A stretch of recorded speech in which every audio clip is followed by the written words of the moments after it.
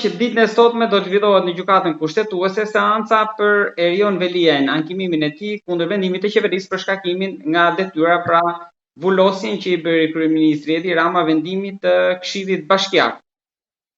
Kryetari i bashkisë ende pra në detyrë Erion Veliaj është paraqitur pak minuta më parë, është futur në gjykatën kushtetuese me pranga në duar pas shoqërimit nga paraburgimi i Durrësit në Tiranën masa të rreta sigurie, por gjithashtu edhe në syrin e mjaft kamrave dhe aparateve të cilët po e ndiqnin këtë moment për të parë mbi të gjitha edhe ndryshimin e tij pas disa muajsh pra në burg nga shkurti i këtij viti. Për atë që do të ndodhë në ditën e sotme, skenarët e mundshëm do të flasim me avokatin Gylsen Rtim. Avokat, përshëndetje dhe faleminderit. Përshëndetje, faleminderit për ftesën. Avokat, përpara se ta nisim bisedën, më tha që është fundi një epoke.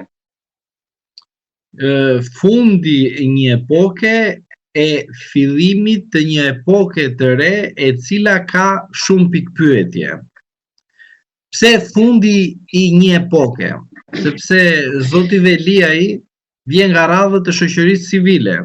Tani jemi dakord apo jo me qëndrueshmërinë e tij në momentin ku ka qenë shoqëri civile, apo pastaj ka ikur në aspektin e partisë dhe është futur në një parti pushteti, që siç është Partia Socialiste, dhe sot po partia e tij e shkarkon nga detyra, po partia e tij përdor mekanizmat e shtetit ligjor për ta hequr qafe juridikisht.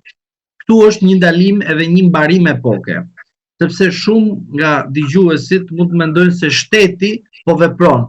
Shteti pa mjetin parti nuk mund të bëjë asgjë. Shteti pa mjetin vullnet politik të partisë që përfaqëson shumicën në një sistem demokratik nuk mund të bëjë asgjë. Sepse dëgjoj shpesh herë që zotin Veliaj e shkarkoi shteti. Jo, e shkarkoi partia e tij. Dhe duhet ta themi të qytetarët, të çdo lloj krahu politik, me parti pa parti. Pra epoka e tij politike në Partinë Socialiste ka mbaruar, ka përfunduar aq kohë, me kujdes këtu, sa është zoti Rama në krye të Partisë Socialiste. Dhe një epokë e re për zotin Veliaj sapo ka filluar.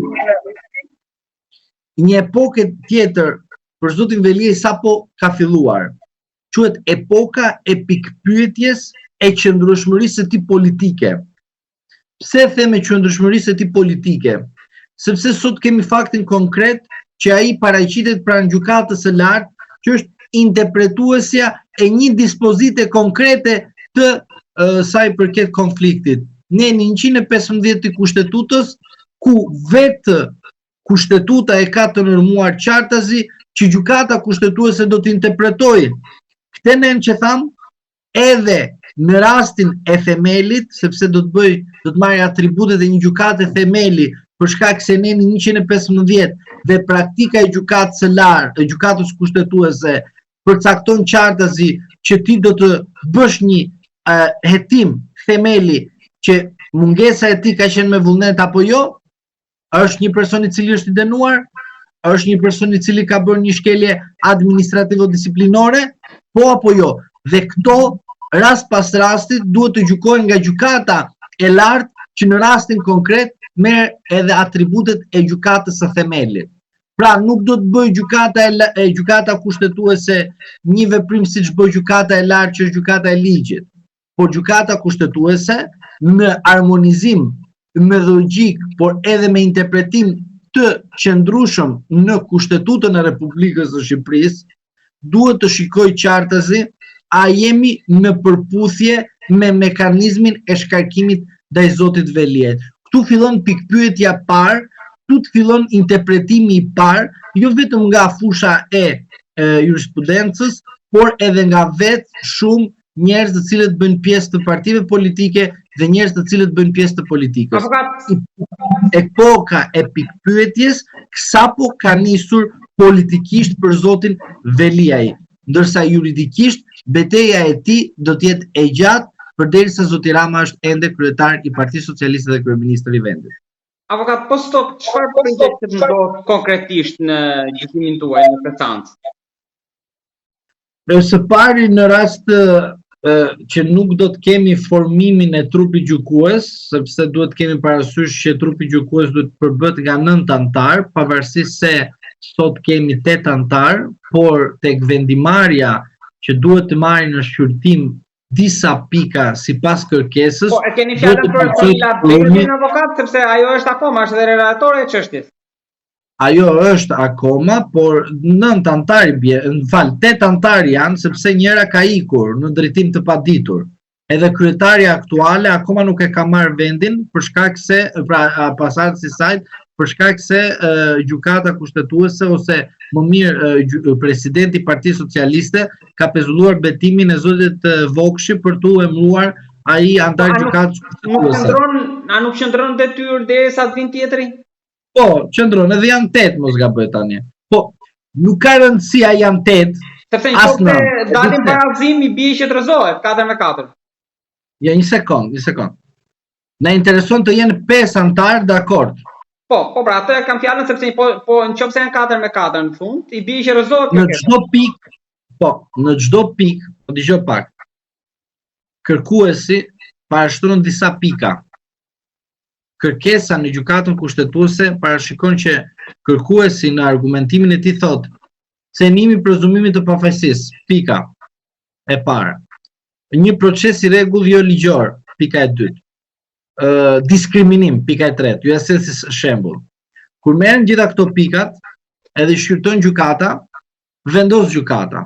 Thotë, mbi këtë pikën të prezumimit të pafajësisë, sa antar janë dakord? 8 janë antar, dhe 9 janë antar. Dhe bien që nuk janë dakord, dhe nuk plotësohet korumi që është 5. Rrezohet automatikisht kërkesa. Pra, pika e dytë, e gjetën 5 antar, po, do ta interpretojnë këta 5 antar. Abstenimi nuk lejohet, o pro o kundër, ose mendim paralel në kuptimin që çfarë mendimi ka përtej asaj që ka shtuar në shumica, po kam edhe një mendim tjetër që është më shumë se ai sa e ka përcaktuar shumica. Dhe pastaj, për sa i përket pjesës së pikës së fundit, që është diskriminimi, e themi si shembull, në rastin edhe ai nuk merr numrat e nevojshme, pra të 5 antarëve, atëherë dhe ajo rrezohet dhe gjykata kushtetuese thjesht nxjerr një vendim copy-paste duke thënë pse nuk e ka marrë në shqyrtim dhe arsyet që e kanë penguar ta marrë në shqyrtim rastin konkret. Zoti Veliaj, për mendimin tim, dhe antarët e gjykatës kushtetuese janë të gjithë në një presion të fshehur. Pse presion të fshehur? Sepse zoti Veliaj ka përdorur në mënyrë të fshehur influencën e tij në gjykatën kushtetuese. Po kë ka? Në gjykatë kushtetuese, po. Për mendimin tim duhet të kesh vetëm një, që është influenca më e fortë, më demokratike. Qëndro pak këtu të lutem. Mund të ketë një hakmarrje nga Sonira Betja e cila e kundërshtoi atë vendim pra të presidentit edhe si shtoni ju të shumicës që i mbaroi mandatin. Në këtë rast mundet ta lërë ta rrezoj sharrimin e Veliaj? Unë do të them, kjo është influenca më e madhe dhe më e mirë që mund të ketë Veliaj ndaj atyre antarëve të gjykatës kushtetuese. Kjo është praktika e gjykatës kushtetuese ndër vite. Për një gjykatë politike, ju si e cilësoni kushtetuesen? Jo, një sekond, gjykata kushtetuese është politike, nuk e tha dikush që është jo politike, sepse kushtetuta e Republikës së Shqipërisë normon të drejtat ato argumenta që të një sistemit politik dhe të një sistemit politik dhe demokratik. Pse? Sepse gjykata kushtetuese në arsyetimet e saj, po të shkosh të lexosh me vëmendje, jo thjesht të marrësh kështu fillimi dhe fundi çfarë thanë, po në analizë dhe në bazën e saj, nga 1992 edhe deri sot 2025, gjykata kushtetuese në arsyetimin e saj flet për shtetin e së drejtës që bën pakt me sistemin demokratik të vendit. Pra do të thotë, gjykata kushtetuese është një gjykatë politike në aspektin e asaj që është formuar sipas kushtetutës, sepse pikrisht kjo gjë është bërë.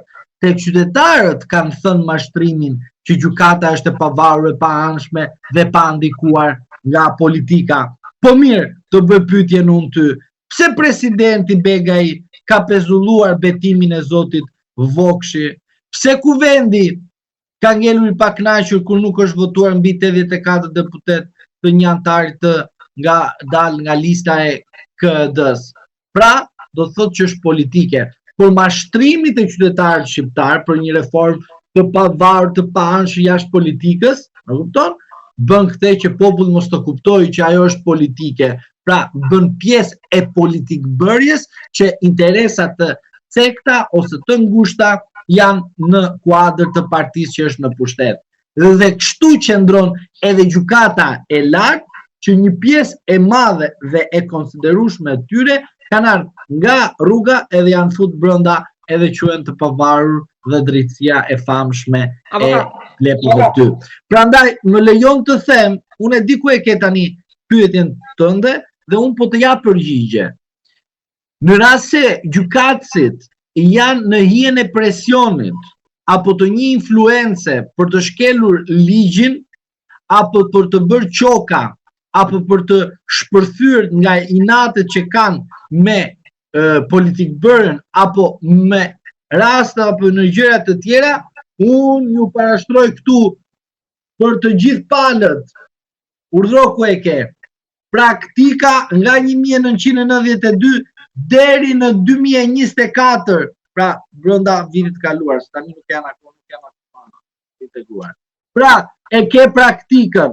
Kjo është praktikë me vendimarrje ku tregohet qartësi që neni 115 gjykohet nga gjykata kushtetuese sepse ka për detyrë të ruaj balancat e pushtetit dhe abuzimin që bën pushteti aktual politik dhe ekzekutiv në vendin tonë, që ka marrë edhe presidentin e Partisë Socialiste Baran Begaj dhe ka bërë pjesë saj. Pra, duke qenë në këtë situatë këtu, unë ju them që as ajo gjyqtare që the ti, as ky tjetri që na bën të garipin që ishte një reformë e famshme të drejtësisë, që vetë tani fondacioni i tij, se kështu është, bishti dardha, ku e ka? Para mbrapa bishti dardha? Unë se di, ti e di. Por, puna është kjo, ku krenonin që shiko se si bërëm një drejtësi. Antarët e gjykatës kushtetuese e di kush i ka trajnuar. Usajdi. E di, prit, mos u nxito. E di nga ku kanë marrë lekë në të shkuar në tyre një pjesë e tyre. Një pjesë e tyre, nuk them të gjithë, po nga fondacioni Soros. Po, pikërisht kjo, avokat tani çfarë do thotë për një për publikun? Dëgjoj tani të kapësh logjikën, nuk dua të kapim emocionin. Logjikën, të mendojmë kështu shtrup.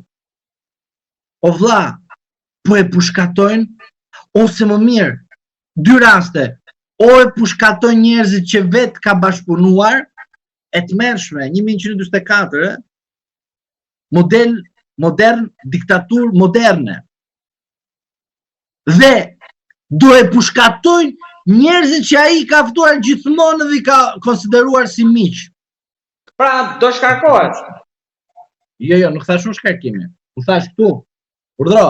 Po, në rast se ata do të vendosin sipas kësaj praktike, nuk. Erion Veliaj nuk shkarkohet. Unë se kam votuar Erion Velin edhe nuk do ta votoj kurrë. Sepse nuk më ka pëlqyer që në momentin kur ka dalë, sepse ka dalë në mënyrë shumë arrogante që në fillim. Prandaj, urdhro, nuk e them unë këtu dhe nuk dalë në publik them çka kam mendim unë. Kam mendim edhe kam shprehur vazhdimisht, nuk e votoj, mbaroj puna. Por në rast se duam të themi të vërtetën, mirë, pa preferenca, se s'merrim preferencat tona në konsiderat. Jo, zoti Veliaj nuk shkarkohet. A ka qenë zoti Veliaj i keq në menaxhimin e Bashkisë së Tiranës? Po, ka qenë. Por ama, si duhet ja bëjë procedurën?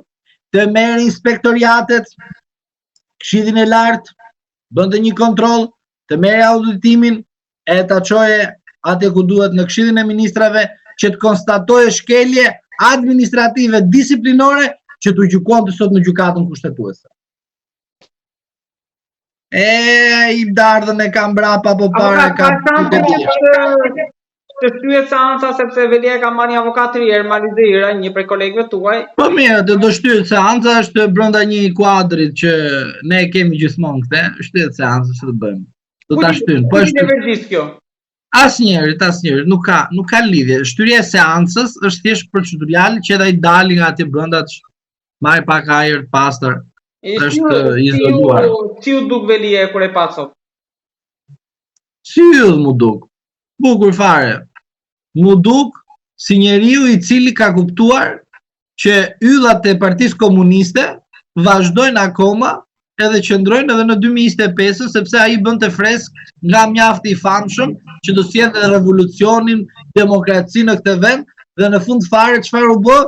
U bë një yll I shtuar brenda partisë që çonte gjithsa yllat të intelektual I çonte në vdekje sepse ishin intelektual.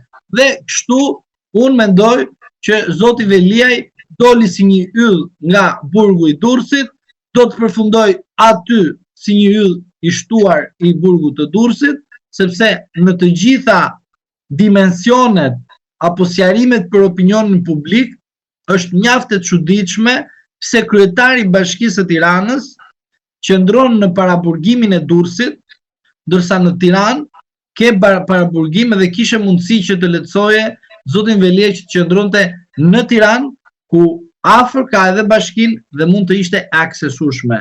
Kjo nuk ka ardhur si pasojë që prokurori ka kërkuar, prokurori thot drejtorisë së burgjeve, o vlla keni në vend aty ta vendosim këtë dhe nuk intereson prokurorit ku në cilin pozicion zoti Velia do të jetë edhe si do të jetë I pozicionuar në paraburgim. Prandaj që si yll më duk, si një yll I shtuar ndaj ata të cilët vëzin radhën të spaku, edhe firmosin përgjësia individuale, ndërsa ke bërë një pakt politik me qytetarët, ke bërë një marrëveshje politike me qytetarët në kuadrin e kolegjialitetit, sepse je parti politike, nuk e dalë aty si buf I pavarur, mirë, dhe këtu duhet të kuptosh vetëm këtë, sepse e kam pritur këtë ditë, të them vërtet, e kam pritur. Pse e kam pritur këtë ditë? Sepse unë e di shumë mirë manualin e Partisë Socialiste. Pra Partisë Komuniste që vjen pastaj Partia Socialiste. Partia Socialiste ka arritur nivelin më të keq të saj ekstrem, duke bërë vrasje brenda llojit, si themi atë, vrau vret vllajin, nuk më vjen tani, nuk kujtohet vrasja. Bravo. Kjo gjë po ndodh në Partinë Socialiste. Pra një parti politike po shndërrohet si një grup ose një organizat që nuk I shërben demokracisë, po I shërben interesat të caktuara. Rasti Veliaj është një ndër rastet. Pse një ndër rastet? Sepse era në tokë dhe diçka tjetër për shqiptarët, që sapuni dhe djathi që keni hëngër, që unë ju kam thënë vazhdimisht tutë Dylberi dhe kemi thënë vazhdimisht për sapunin dhe djathin, bëni dallimin, sepse ai se zoti Velia I cili shkonte dhe bënte takime në Amerikë, në Kanada, Australi, kështu, asi të gjithë kryebashkiakët këtu, a kishte një Mi që më dole te kjo, ka ndonjë dorë të huaj që mund ta shpëtoj atë? Po ja më tani ka ai ka mbaruar, nuk ka duar as të brendshëm as të huaj, ka vetëm të brendshëm. Ka të brendshëm, nuk mos ça pretit në dorë të dalë kështu dhe të bëj kështu prisës. Po pra, mund të vinë një sinjal nga Amerika, një mesazh, një gjë ande. Dëgjoj, më dëgjoj mua. I vetmi mesazh që do vi për Veliajin është ky. E pat si ju tradhtuam kur punuat për ne? E kupton tani. Pra Veliaj dhe shoqata e tij ka marrë lek nga Sorosi për të kontribuar në shoqërinë shqiptare, se kështu e kuptoj unë. Nuk do futem në atë linjën që ju kë ka bërë ju ashtu, nuk futem fare në atë pjesë. Unë them ka kontribuar, ka marrë lek për të bërë një kontribut. Ai kontributi ti dështoi, shikoj pamjet. Pse dështoi? A ishte shpresa ai. A ishte ai që bënte namin edhe bjente tavolinës atje, kështu. I bjente tavolinës atje për krenuar për Spakun. Pra, ju e kuptoni në cilën situatë jemi. Era imazhi atit që merret me të huajt. Huaj ikën, mbaro punë, thot ikën, mbarova 3 vite këtu. Dhe di çfarë bën të huajt, ambasador flasë, që janë mashtruar nga mjesë që mashtrojnë këta nga mjesë. Ambasadorët që vinë nga shtetet e huaj në Shqipëri, ku i çojnë shtetet e tyre në vendet ku janë para se të bën transferimi, i çojnë listat me vendeve. Çfarë bën ambasadorët? Futen në Google dhe klikojnë, thot, vendi më i madh në korrupsion. Albania, e aplikimin. Vendi me krizë më të madhe politike. Albania. Pa drejtësi kulmi. Albania. Tot janë 3 alternativa dhe shkojnë. Dhe çfarë bët ai? Aty ku vjen me disa rroba kështu, rrepacak fare, ikën këtu me disa edhe madje edhe kur ikën, shkon direkt në ministri dhe pastaj me pension. Pse? Sepse këtu është pasuruar. E kupton çfarë do të them? Mashtrimet që i kanë bërë këtij populli, shiko Erion Velin sot, shiko Ilir Metën, shiko Berishën, shiko Beqajn, do shikosh Ballukun. Pra, çfarë ndodh? Ndodh që nuk ka mundësi në një vend të gjithë të qekan hajdut. Dhe çuditërisht, të gjithë këta që kanë hajdut, dhe ai që ka bashkëpunuar ndonjëherë me këta, emrin e ka Edi Rama, nuk preket. E ka Edi Rama. Do ta zgjidhja Po çfarë do të thotë kjo? Pra, diçka nuk shkon mirë te sistemi. Sepse demokracia është sistem. Drejtësia është sistem. Zgjedhjet janë sistem. Sistemi bankar është sistem. Sistemi shëndetësor është sistem. Arsimor është sistem. I punës është sistem. Pra, nuk ka mundësi Dylber Balla që të gjithë këta që kanë bashkëpunuar një formë dhe një formë tjetër, që ka të gjithë këta të korruptuar dhe ai se pam nuk e di çka ka ndodhur, përgjegjësia është e jotja, unë s'maj përgjegjësi. Tani, diçka nuk shkon këtu. Nuk them vetëm për socialistët apo demokratët. Edhe për ata që më tundin atë thënë, ku bëhet ky vend, ku kështu, që mashtrojnë veten e dyre se po nuk bëhet ky vend se edhe ata do ta marrin faturën, po ata bën tani që të gjithë janë njësoj justifikuar budalliqe më radh. Pra, dua të them që rasti Veliaj është mesazh për çdo shqiptar më zotëri. Me parti pa parti, me miq pa miq, me të huaj, me të brendshëm, me të jashtëm, vendos çfarë do duash ti. Avokat, është shqetësues në fakt. Herën e parë, Veliaj Shikoj tani edhe lajmin. I mori telefonin një prej gardianëve dhe pati bëri një telefonat kur erdhi nga Durrësi për apo bëri apo herën e parë. Jo, herën e parë. Po këtë radhë mendoni se do të tentuar këtë radhë për të bërë një telefonat apo jo? Unë prisja helikopterin të vinte atje lart dhe ata ta merrshin dhe këta tanët duke i rrahë helikopterin. Nuk besoni. Prima jo ta them unë të vetë ndodhë fakt konkret duke i përrej nga helikopteri. Dëgjon tani, unë po shikoj gjykatën kushtetuese, po dëgjon, them vërtetën diçka që është shumë e dhimbshme, pavarësisht se vendos një kështu pak ironi apo të qeshim pak, sepse është shumë e dhimbshme kur shikon një djalë të ri që është në fushën e politikës, merret me politikë, dhe ka vendosur jetën e tij të jetë brenda jetës politike, pra unë nuk e maj mend Veliaj na ka ardhur në ai fushë caktuar, nuk e di, mos gaboj. Veliaj ka qenë nga mjafti dhe pastaj u fut në politikë, nuk jo se kishte ndonjë profesion. Si jam për shembull avokat, edhe nëse përfundojmë politikë, a kupton? Nuk e di Veliaj nga ku ka dalë, sepse nuk e ka kaq shumë të reklamuar, ka qenë në shoqërinë civile. Është e dhimbshme sepse ai person ka investuar vetëm aty dhe shfut direkt në politikë. Nuk është për shembull që ja avokat edhe mund të hapësh një biznes nesër e po futën politik mirë u bë. Pra, ka një ndryshim të madh. Ai nga politika në burg, pra është e tmerrshme. Dhe ajo tjetra që është akoma më e tmerrshme ndaj një djali të ri, nuk më intereson si vjeti politike. Spaku ose çdo lloj prokurorie edhe te grupet kriminale Dylber, po të them me shumë sinqeritet, nuk kam parë më nderuar. Dosi gjyqësore, kjo është pak më e madhe, po thjesht dosi gjyqësore është kjo, po që ta kenë përgjyuar më zotëri. Akoma dhe ku shkon edhe në atje ku shkon tek pull, vetëm te Velia e ka ndodhur kjo gjë. Nuk e di pse ka ndodhur kjo gjë. Por e kanë përgjuar tjetrin, por në masat e rreta sigurie e kanë përgjuar më. A bëhet kjo gjë më? Por çfarë mesazh më ka qenë urdhri i prokurorit? Qa urdhri prokurorit më? Qa urdhri prokurorit? Ai quhet qartazi. Merreni dhe masakrojnë që të kalbet në burg më zotëri. Çu e kupton nga ana juridike? Nuk e di si e kupton çdo qytetar. Por ti a arrestove Velia në zotëri? A e fute në burg më? A ke në miqyren tënde? Ço të bëj? Të marr helikopterin dhe të hajde merr më nga burgu. Te Velia ka ndodhur kjo gjë më. Është e paimagjinueshme kjo gjë. Ka ndodhur më shumë te Velia. Kjo më çudit mua. Pse duhet të ndodhte më shumë te Velia? Edhe asnjëri nuk e ka thënë në media. Edhe kjo më çudit akoma. Por ju do ta thoni. Unë e kam thënë, po kur e kam thënë unë tjerë keni Ilirit. Po dëgjoj pak. Kur e kam thënë unë për Ilir Metën që është arrestuar në mënyrë të gabuar, po në aspektin e timor patjetër dhe në aspektin e arrestimit ashtu siç u bë, çelësat janë në det dhe ai duhet patjetër të fuqizohet që ti të shpëtoj veten me mbrojtjen e tij.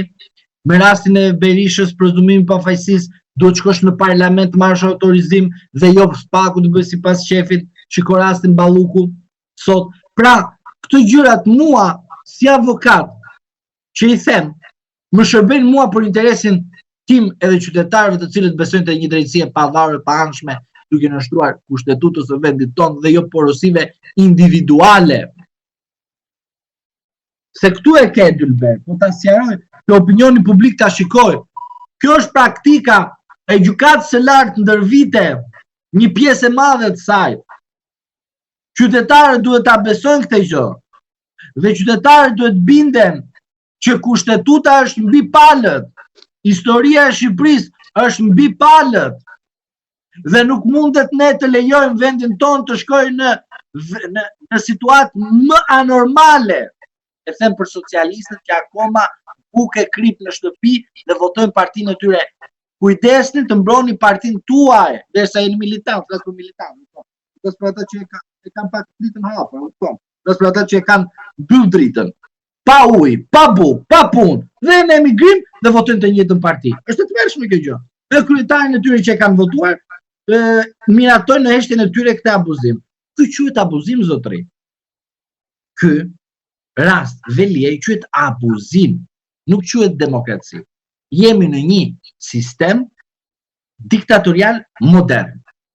Dhe ky do të instalohet diktaturë absolute nga modernja.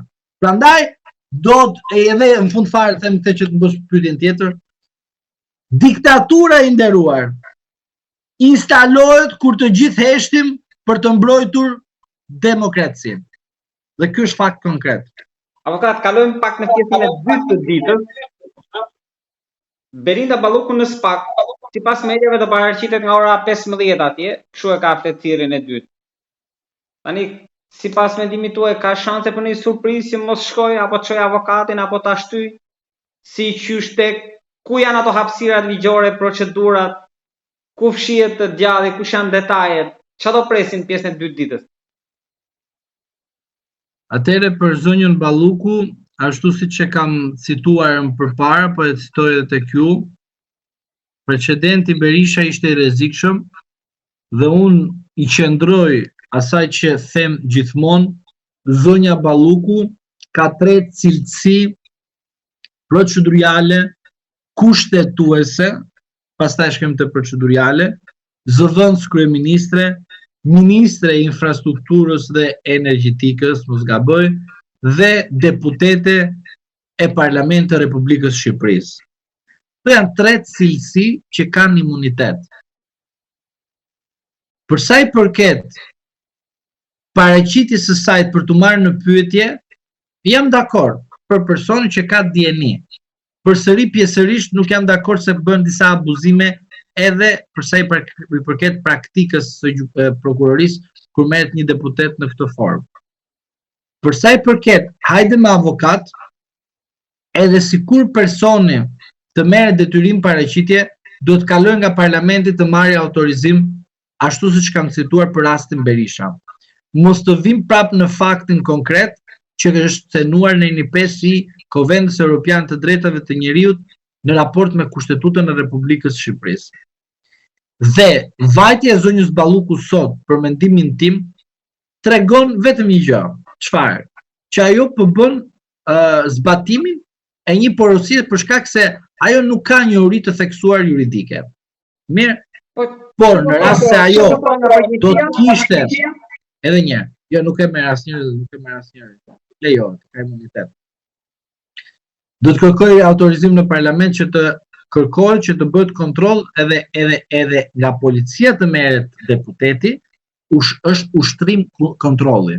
Pra, deputeti është i paprekshëm, lekte maskaradën e radhës, gjithë ndërkombëtarët që kanë shejtorë dhe gjithë deputetët tanë që kanë hajdur. Jo më zotri, nuk janë të gjithë gishtat njësoj, ne duhet të kuptojmë si shoqëri. Gylseni dhe Dylberi nuk janë njësoj, po janë njerëz, po nuk janë njësoj. Po duhet ta sqarojmë tek opinioni publik, jam çuditur me këtë rastin. Ore deputeti nuk është njësoj me Gylsenin në zotri. As Gylseni njësoj me deputetin, duhet ta sqarojmë te opinioni publik. Dhe nuk duhet të është i djathtë apo i majt. Ore jo, Balluku nuk duhet të shkojë më vëlla për mendimin tim. Nuk duhet edhe analizoj. Nuk duhet të shkojë më zotri. Sepse ai që është në prokurori çon autorizim dhe pa më pastroj imazhin më zotri. Mos vendos as arrest në burg, as detyrim paraqitje, as i gjë, edhe me gjendje të lirë. Po ta mban shko dhe kërko heqjen imunitetin mua. Derisa që kem të gjithë të barabartë. Edhe më çon mua një cop fletëthirje koti aty me avokat me vete. Nuk e marr, vendos një kryesisht ti. Mbaroj puna. Do të shkeli edhe procedurën prokuroria. Mos që e kupton, pra, duhet qytetarët kuptojnë që ndonjëherë bëjmë atë që duhet çfarë? Duhet të kuptojmë, a e dini mirë procedurën prokuroria? S'duhet ne t'i themi prokurorit shiko procedura është kështu, se hop.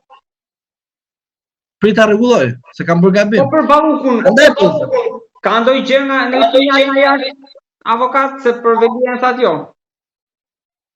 Shiko, për atë që kam mesazh, edhe ta kam thënë në momentin e parë dhe në momentin e parë kur Trumpi është futur në shtëpinë e bardhë dhe të kam thënë fjalinë e famshme 24 muaj i pe rastet e famshme që ndodhen, reagimet. Më duket është gëzuar dhe Berisha, ka shpresë. Jo, i vetmi nuk ka lidhje se Berisha, dëgjoj, kush është lajmi? Lajmi është ky. Berisha në gradën e ka të hequr. Ta garantoj këtë. Ka ikur, prit një sekond, zyrtarët do ta kesh më pak më vonesë, prit, me vonesë, po do ta kesh, po do ta shikosh. Por ka ikur. E di pse ka ikur në grada? Sepse për ata që din të lexojnë, vetëm të futen në Departamentin Amerikan të Shtetit. Vetëm aty futu dhe shikon. Dhe pastaj do të thosh diçka. Po lajmi i fundit është që Berisha nuk e ka më në gradën të përditësuar në website-in e Departamentit Amerikan të Shtetit. Pra do të thotë, po thoni që nuk është dosja e tij edhe emri i tij si person non grata në Dash, në faqen zyrtare. Ba, në faqen zyrtare, që do të thotë, në përditësimin e faqes zyrtare, shfaqen emra të cilët ekzistojnë ende, rasti familjes Berisha nuk ekziston.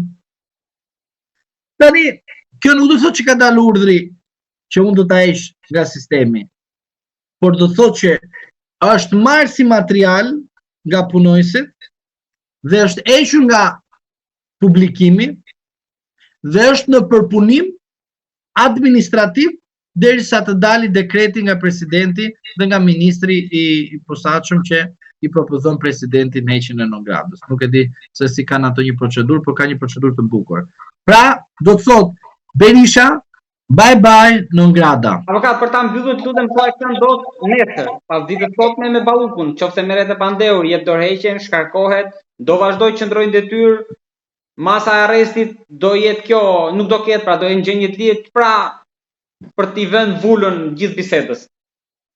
Në rast se do të kishim një masë arresti në burg apo në shtëpi apo kontroll të banesës, do të kishim kërkim në autorizim që të hiqet imuniteti. Një kjo.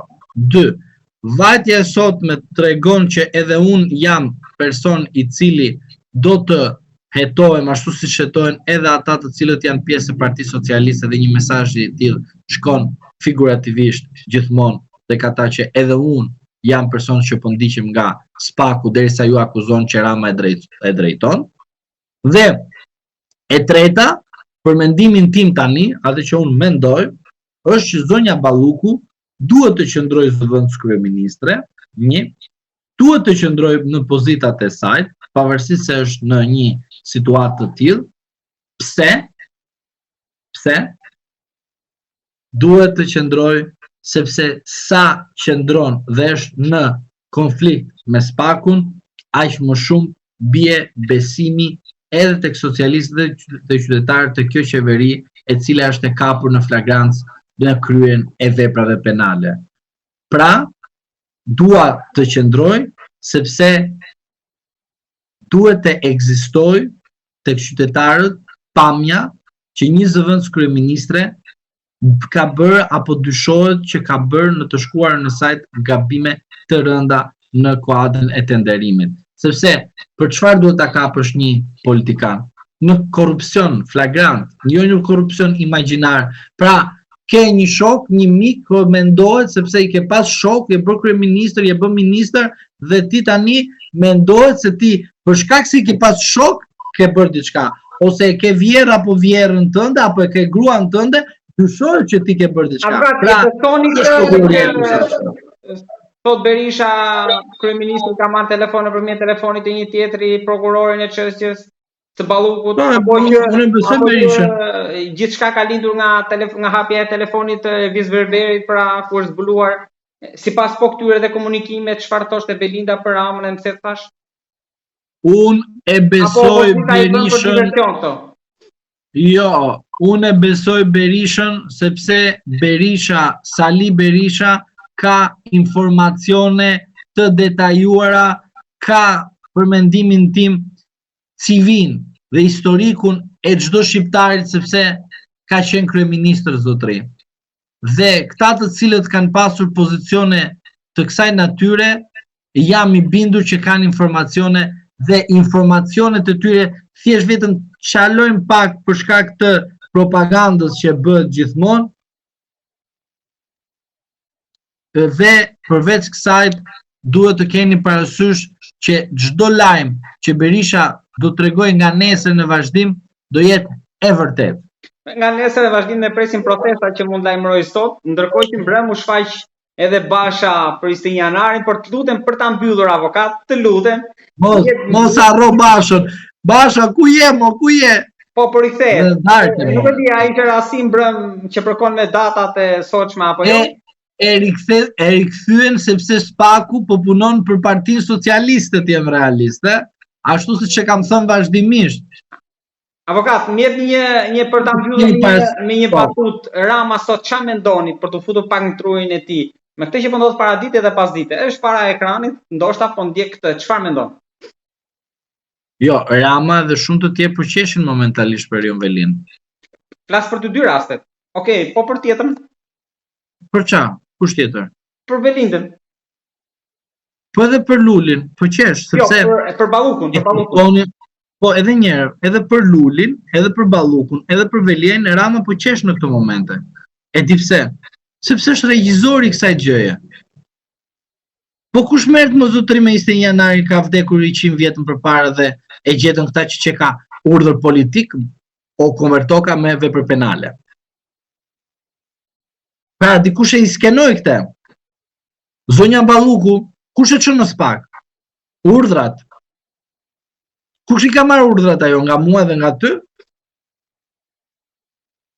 Po jo, thuaj ti nga mua aty nga populli thjesht që i ka dhënë votimin duke marrë me pengmarrje. Zotëri, sot zoti Rama është i kënaqur, pse? Sepse ajo çfarë ai ka bërë dhe ka thënë vazhdimisht në opinionin publik do të varë të pemët që ke bërë, do të bëj X me radhë, çfarë na tregon? Na tregon qartëzi që Zoti Rama e ka ditur që të ndodhë kjo gjë. Sepse e ka thënë, e ka thënë nga inati, e ka thënë nga dituria, e ka thënë nga parashikimi, por këto gjëra ka ndodhur zotëri. Zotin Velia i Mburg e futën, se e tha do të varë në pemë. Ky është fakt konkret, se nuk do rritë vrasë sot ai tjetër. Zotin Meta e futi në burg në mënyrë të tillë, duke goditur me policët e tij në rrugë. E tha, nuk merr mua se janë policët e mi. Po ti ke emnuar. Zotin Berisha po njësoj, përdori Dumanin që të jetë garipi i madh që të mbrojë Shtetet e Bashkuara të Amerikës. A kupton tani ku janë këta? Kanë ikë fare këta. Ai sot që qesh është personi që ka emër të saktë aty. Edi Rama që është me gjitha këto. Se i ka vendosur në pozitat ashtu siç duhet vetë për interesin e tij. Po nuk e din këta që janë futur në një kurth që nesër në një moment të caktuar Rama do të thotë përgjithësisht individuale dhe do bëni model. Ju do shikoni se si brenda vetes Spaku dhe në gjykatën e posaçme njëri do arrestoj tjetrin. Se do shpërthej dhe Atinami. Pse do shpërthej kjo gjë? Sepse ata vetë e kanë bërë këtë gjë. Dhe ai që sot për mendimin tim është më i shqetësuar, më i gëzuar në të njëjtën kohë, se ndonjëherë ka probleme edhe i gëzuar edhe i shqetësuar në të njëjtën kohë. Ka probleme. Sepse me raport me Përtej Oqeani, Zoti Rama sot ka probleme të madh. Sepse sot Oqeani ande Përtej Oqeanit e di shumë mirë se si Bideni bërë gjithë atë komunikacion për të kapur Zotin Trump edhe për të arrestuar që mos ishte e mundur që ai sot të ishte presidenti i Shtetit Bashkuar të Amerikës. Pra, nga vendi për zhvillim demokraci dhe kështu me radhë, përdori drejtësinë për të kundërvuar jo vetëm të armiqtëve politik që ka të opozita, Meta dhe Berisha, por edhe brenda partisë së vet. Prandaj them është më e rrezikshme kjo që po ndodh se sa të jetonim në një sistem diktatorial. Dhe sot çdo qytetar nuk duhet të jetë i gëzuar as për Belën në Spak, as për Veliajn në gjykatë kushtetuese, as për Metën në Burg, as për Berishën në Telashe, dhe as të gëzohet për Ramën, sepse faturët do bien mbi popullin. Dhe kur do të bien mbi popullin, ajo quhet flaka.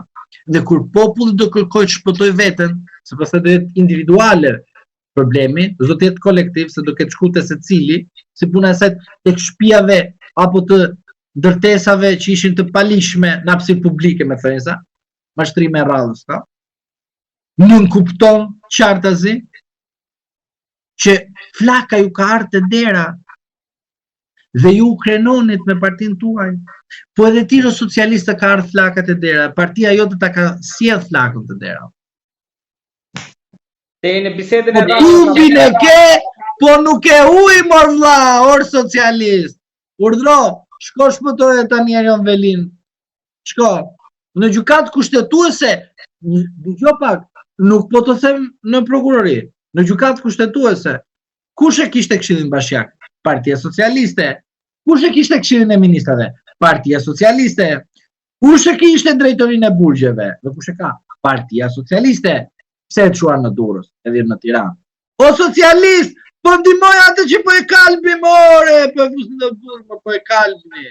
Ju që u krenonit për Erion Velin. Pra, partia juaj ju a bëri atë gjë. Dhe mos thoni që ne e bërëm se shteti, ç'a shteti more? Ku shtetin e kerte e masakruat të djalin e ri aty. Ç'a tregon kjo gjë? Kjo tregon që keni përdorur 1944 si mekanizëm për të eliminuar politikisht njerëzit tuaj. Pse nuk prisnin deri në 2027 këta për Erion Velin? Pyetja e parë më logjike, çfarë zhvillimi do bëj Erion Velin nga burgu një kjo?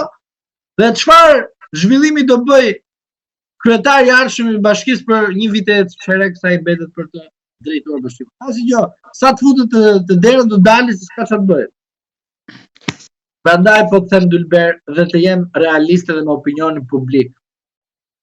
Sot rasti Balluku, rasti Veliaj, mesazh i drejt për Partinë Socialiste. Nëse deri në bisedën e rrallës nuk do e kemi zhyrë nga politika apo si palë për mbrojtje në gjykatën kushtetuese, unë falenderoj shumë avokat. Edhe unë ju falenderoj shumë për ftesën.